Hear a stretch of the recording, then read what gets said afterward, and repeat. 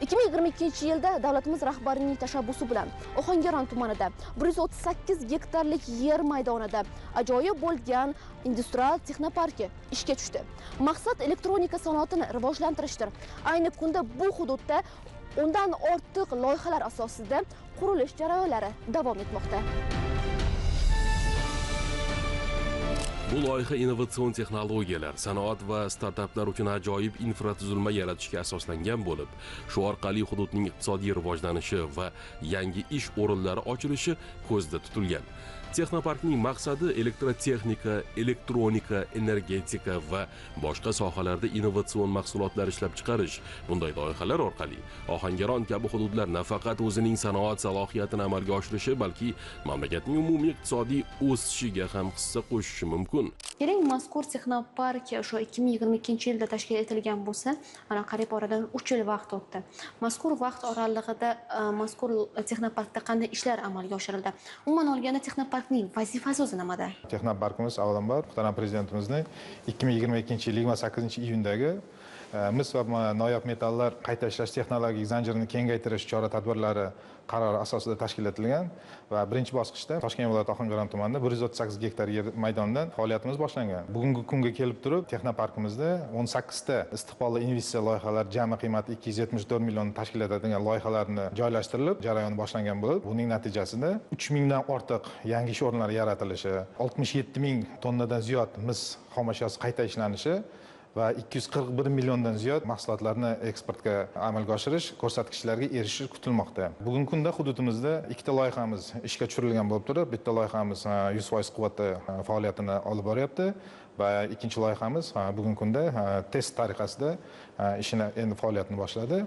Bugungi kunda 12 ta loyihamizda jadal sur'atlarda qurilish ishlari olib borilmoqda. 2025-yil davomida yil oxirigacha yana 5 ta investitsiya loyihalarini ishga tushirishni oldimizga reja qilib qo'yganmiz. Texnopark nafaqat Ohangaron tumani, balki butun mamlakat uchun yangi imkoniyatlar va iqtisodiy tarmoqlarda yangiliklar yaratish uchun muhim bir qadamdir. Bugungi kunda mazkur quvurlar ishlab chiqarish yoki boshqa mahsulotlarni ishlab chiqarishda o'zimizning misimizdan ishlatilyaptimi? Qayerlardan olib kelinyapti bu mislar? Biz albatta o'zimizni xomashyomiz, bu O'zbekistondagi rangli metallurgiyani flagmani bo'lgan Olmaliq kon metallurgiya kombinatini biz xomashyosini asosida yuqori qiymatli mahsulotlar ishlab chiqarish asosiy vazifamiz. Muhtaram prezidentimiz tomonidan qo'yilgan bu biz oldimizga vazifa. Biz xomashyosini o'zini eksport qilmasdan, unga yuqori qo'shilgan qiymatli mahsulotlar, bugungi kunda jahon bozorida yuqori talabga ega bo'lgan mahsulotlar ishlab chiqarish. Buki bizni hududda agar misol qilib oladigan bo'lsak, Ohangaron hududimizda bu mis xomashyosidan mis kabellari, mis quvurlari,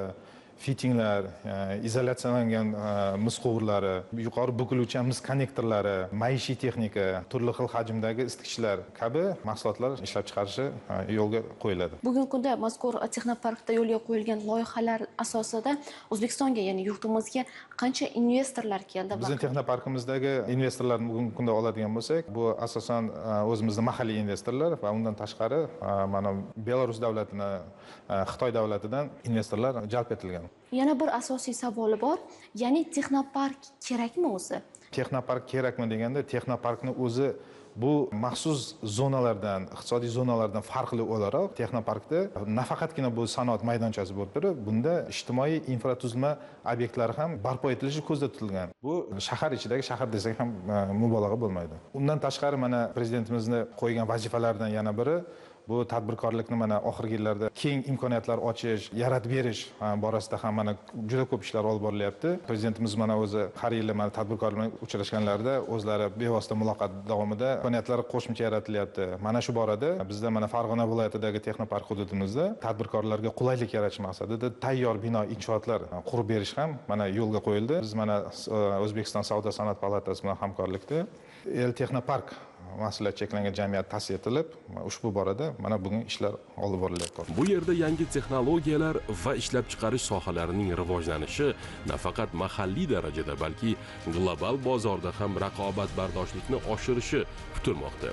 Shu tariqa Ohangaron tumanidagi texnopark zonasi bugun mamlakatning sanoat infratuzilmasini yangi bosqichga olib chiqish uchun katta imkoniyat yaratmoqda. Bu mega loyiha kelajakda boshqa hududlarga ham o'rnak bo'lishi mumkin. Mana bu ko'rib turganingizdek, bu mana Ohangaron tumanimizdagi 138 gektar yer maydoni maketi. Mana shu joyda mana e'tiboringizni yana qaratmoqchiman. Aynan mana ijtimoiy infratuzilma hududini sizga yana bir marta ta'kidlab o'tmoqchiman. Bu yerda nima uchun yaratilyapti? Biz boya aytib o'tganimizdek, shahar ichida shahar degani bu yerda maktabgacha ta'lim muassasasi, oliy o'quv yurti, shifoxonalar, biznes markazi, tibbiyot muassasalari, qolaversa mana bu yashil hudud bu. Bu yerda mana maydonimiz o'rtasida bu bo'ladigan favvora, bu hammasi texnopark xodimlari uchun nima deydi, yana qo'shimcha motivatsiya deymizmi, rag'batlantirish deymizmi, bular nafaqat kelib turib kunini masalan ish faoliyati yoki ish o'rinlarida o'tkazishga, balkim dam olish uchun ham qo'shimcha bu qulayliklar yaratish maqsadida ushbu zonamiz yaratilyapti.